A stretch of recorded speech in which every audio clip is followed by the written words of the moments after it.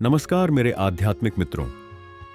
क्या आपने कभी किसी छोटी सी चिंगारी को एक विशाल दावानल में बदलते देखा है, या एक छोटे से कर्ज को एक ऐसे बोझ में जो पीढ़ियों को झुका दे, या एक पराजित शत्रु को जिसे दया दिखाकर छोड़ दिया गया हो और वह पहले से भी अधिक शक्ति के साथ वापस लौट आए। जीवन का यह एक गूढ़ और कठोर सत्य है कि कुछ समस्याओं को अधूरा छोड़ देना, उन्हें भविष्य में और भी विकराल रूप में आमंत्रित करना है।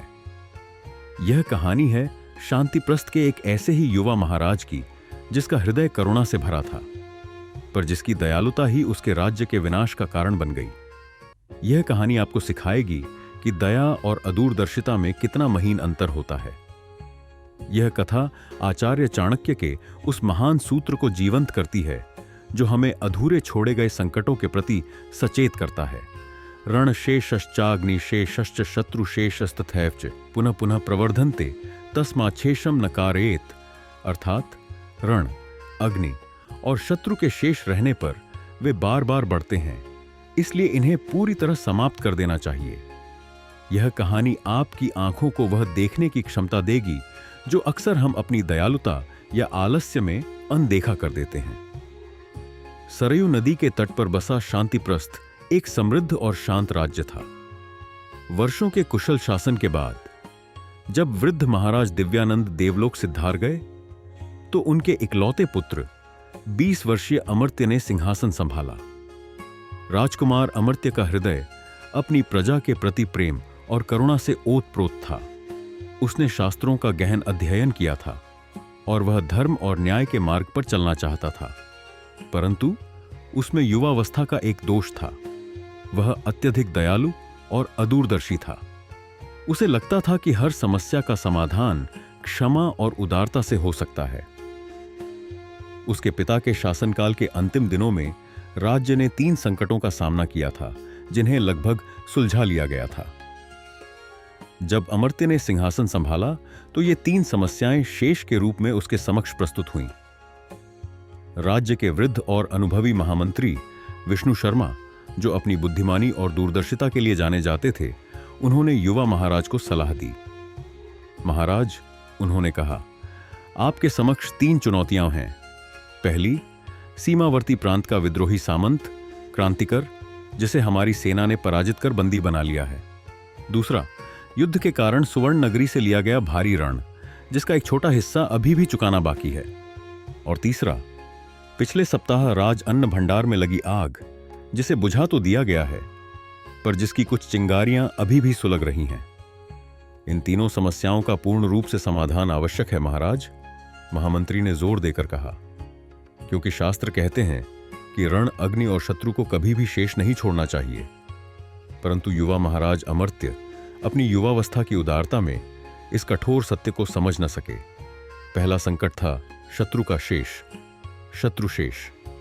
विद्रोही क्रांतिकर को जंजीरों में जकड़कर राजसभा में प्रस्तुत किया गया। वह एक वीर किंतु अत्यंत धूर्त व्यक्ति था।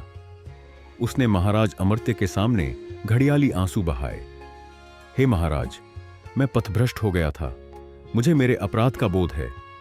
मुझे मृत्युदंड न दें। मैं आपके चरणों में रहकर अपनी भूल का प्रायश्चित करना चाहता हूं। अमर्त्य का करुणामय हृदय पिघल गया। उसने सोचा, एक पराजित और पश्चाताप करते हुए शत्रु को मारना धर्म नहीं है। उसने महामंत्री की सलाह के विरुद्ध जाकर क्रांतिकर को मृत्युदंड देने के बजाय उसे राज्य के एक सुदूर प्रांत में निर्वासित कर दिया। उसने सोचा कि उसकी इस दयालुता से क्रांतिकर का हृदय परिवर्तन हो जाएगा। महामंत्री विष्णु शर्मा ने सिर हिलाया। महाराज, आपने शत्रु को नहीं, शत्रुता के बीज को जीवित छोड़ दिया है। दूसरा संकट था रण का शेष, रणशेष। सुवर्ण नगरी के व्यापारियों ने युद्ध के लिए दिए गए ऋण का 90% हिस्सा तत्काल चुकाने और शेष 10% को बढ़े हुए ब्याज पर बाद में चुकाने का प्रस्ताव रखा। अमर्त्य ने सोचा, एक साथ पूरा ऋण चुकाने से राजकोष खाली हो जाएगा और प्रजा पर कर का बोझ बढ़ेगा। यह एक अच्छा प्रस्ताव है। उसने तुरंत 90% ऋण चुका दिया और केवल एक छोटे से हिस्से को भविष्य के लिए छोड़ दिया। महामंत्री ने फिर चेतावनी दी, महाराज, ऋण का छोटा सा अंश भी शरीर में लगे कांटे की तरह होता है, जो समय के साथ गहरा घाव बन जाता है। इसे जड़ से निकाल फेंकिए। अमर्त्य ने उनकी बात पर ध्यान नहीं दिया। उसे लगा कि वृद्ध महामंत्री हर बात में केवल अनिष्ट ही देखते हैं।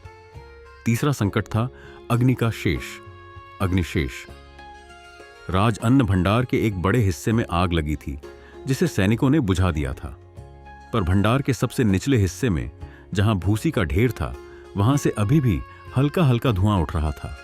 अन्न भंडार के रक्षक ने कहा, महाराज, चिंता की कोई बात नहीं, भूसी गीली है, यह चिंगारी अपने आप बुझ जाएगी। पूरे ढेर को खाली करवाकर पानी डालने में हफ्तों का श्रम और व्यय लगेगा। अमर्त्य को यह बात तर्कसंगत लगी। एक छोटी सी चिंगारी के लिए इतना बड़ा श्रम और व्यय उसे मूर्खतापूर्ण लगा। उसने आदेश दिया, इस पर नजर रखो, पर अभी कुछ करने की आवश्यकता नहीं है। महामंत्री ने निराशा में अपनी आंखें बंद कर लीं। उन्होंने मन में कहा, अग्नि चाहे कितनी भी छोटी क्यों न हो, जब तक राख न बन जाए तब तक उस पर विश्वास नहीं करना चाहिए। इस प्रकार युवा महाराज अमर्त्य ने अपनी अदूरदर्शी दयालुता और सुविधा के कारण शत्रु, रण और अग्नि तीनों को शेष छोड़ दिया। वह अपनी प्रजा के लिए कल्याणकारी योजनाएं बनाने में लग गया और जल्द ही इन तीनों छोटी छोटी समस्याओं को भूल गया। उसे लगा कि उसने बड़ी ही बुद्धिमानी से अपने राज्य को तत्काल के संकटों से उबार लिया है। परंतु जैसा कि शास्त्र कहते हैं, ये तीनों शेष चुपचाप अंधकार में बढ़ रहे थे। सुदूर प्रांत में क्रांतिकर ने महाराज अमर्त्य की दया को उसकी कमजोरी समझा। उसने निर्वासित जीवन जीने के बजाय गुप्त रूप से अन्य असंतुष्ट सामंतों और डाकुओं से संपर्क साधना शुरू कर दिया। वह उन्हें अमर्त्य की अनुभवहीनता का भय दिखाकर अपनी ओर मिला रहा था। कुछ ही महीनों में शत्रु का शेष एक छोटे से विद्रोह के बीच से बढ़कर एक संगठित सेना का रूप ले चुका था, जो सही अवसर की प्रतीक्षा में थी। उधर सुवर्ण नगरी में रण का शेष एक विकराल रूप धारण कर रहा था। उस छोटी सी राशि पर चक्रवृद्धि ब्याज लग रहा था और वह तेजी से बढ़ रही थी। सुवर्ण नगरी के व्यापारियों ने उस कर्ज का लाभ उठाकर शांतिप्रस्थ के बाजारों में अनाज और अन्य आवश्यक वस्तुओं की कीमतों में हेर फेर करना शुरू कर दिया। उन्होंने एक व्यापारिक सिंडिकेट बना लिया था, जिससे शांतिप्रस्थ के स्थानीय व्यापारी बर्बाद हो रहे थे और प्रजा महंगाई से त्रस्त थी। वह छोटा सा रण अब एक आर्थिक जाल बन चुका था, जो धीरे धीरे शांतिप्रस्थ का गला घोंट रहा था। और राजअन्न भंडार में अग्नि का शेष भी अपनी तैयारी कर रहा था। भूसी के उस विशाल ढेर के भीतर वह छोटी सी चिंगारी बुझी नहीं थी। वह धीरे धीरे बिना किसी धुएं के सुलग रही थी। ऊपर से भूसी गीली थी, पर भीतर ही भीतर वह चिंगारी सूखी परतों को खोज रही थी। कई हफ्तों तक वह सोई हुई अवस्था में रही, एक ऐसे अवसर की प्रतीक्षा में जब हवा उसका साथ दे, और वह अवसर आ ही गया। राज्य में वसंतोत्सव का आयोजन किया गया। पूरी प्रजा और राजधानी उत्सव के उल्लास में डूबी हुई थी। महाराज अमर्त्य अपनी प्रजा को खुश देखकर बहुत प्रसन्न थे। उन्हें लग रहा था कि उनका शासनकाल कितना सफल और शांतिपूर्ण है। ठीक उत्सव की मध्य रात्रि में जब पूरी राजधानी संगीत और नृत्य में मग्न थी, संकट ने तीनों दिशाओं से एक साथ प्रहार किया। उत्तर से क्रांतिकर ने अपनी विद्रोही सेना के साथ राजधानी पर अचानक आक्रमण कर दिया। नगर के सैनिक उत्सव में होने के कारण तैयार नहीं थे। शत्रु का शेष अब एक पूर्ण विकसित युद्ध बनकर उनके द्वार पर खड़ा था। ठीक उसी समय सुवर्ण नगरी के व्यापारियों ने अपने दूत भेजकर उस छोटे से ऋण को उसके चक्रवृद्धि ब्याज के साथ एक विशाल राशि के रूप में तत्काल चुकाने की मांग कर दी।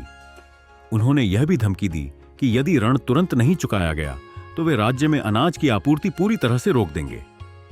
ऋण का शेष अब एक आर्थिक आक्रमण बन चुका था, और जैसे कि यह काफी नहीं था, उसी रात तेज पूर्वी हवाएं चलने लगीं।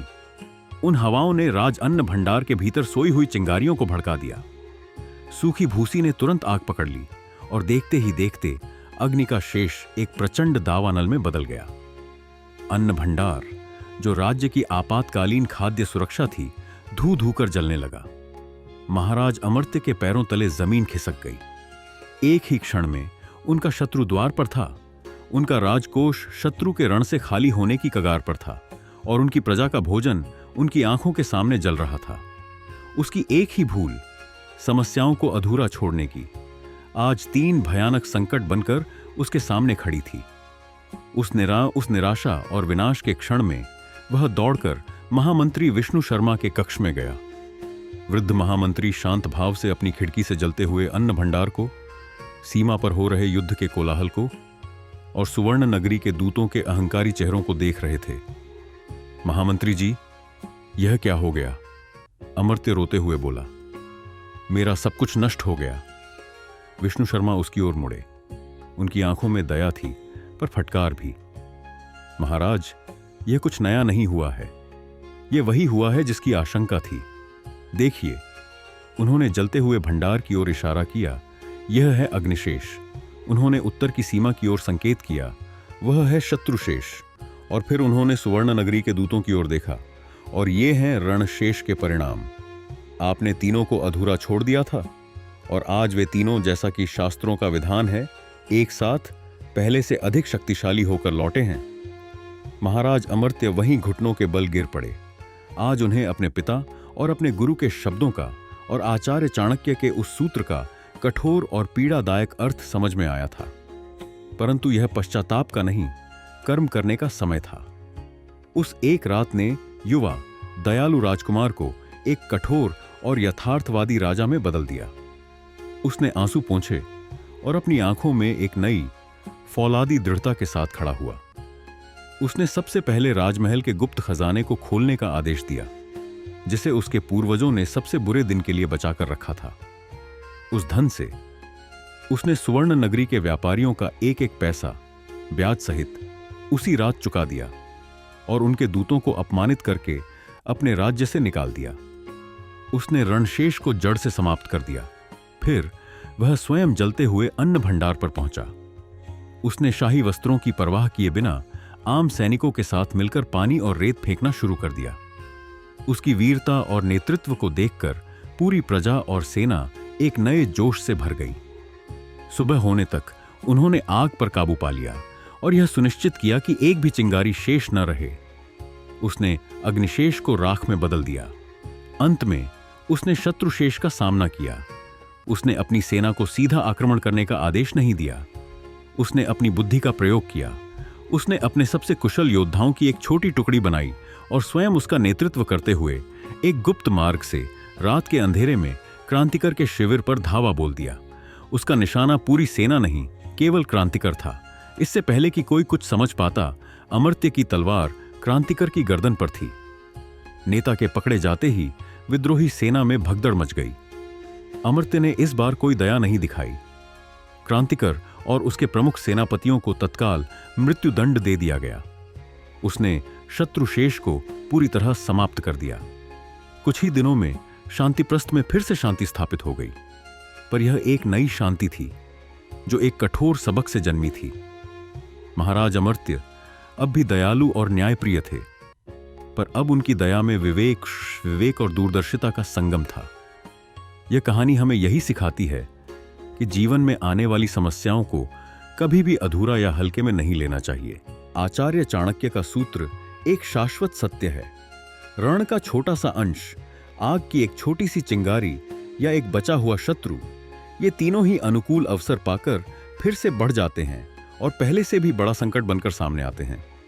चाहे वह हमारे व्यक्तिगत जीवन के कर्ज हों, हमारे मन में पल रही ईर्ष्या या क्रोध की अग्नि हो, या हमारे जीवन में मौजूद विषैले और शत्रुतापूर्ण संबंध हों, इन सभी का पूरी तरह से समाधान करना ही बुद्धिमानी है। समस्याओं को अधूरा छोड़ना केवल संकट को भविष्य के लिए टालना है, उसे समाप्त करना नहीं। सच्चा साहस और सच्ची बुद्धि समस्याओं का सामना करने और उन्हें जड़ से समाप्त करने में ही निहित है। अगर यह कहानी आपको अच्छी लगी हो तो कृपया वीडियो को लाइक करें। कमेंट में हमें बताएं कि इस कहानी से आपको सबसे बड़ी सीख क्या मिली। चैनल को सब्सक्राइब करना न भूलें, ताकि हम आपके लिए ऐसी ही प्राचीन और अद्भुत कहानियां लाते रहें। धन्यवाद। आपका प्रेरक साथी वेदार्श।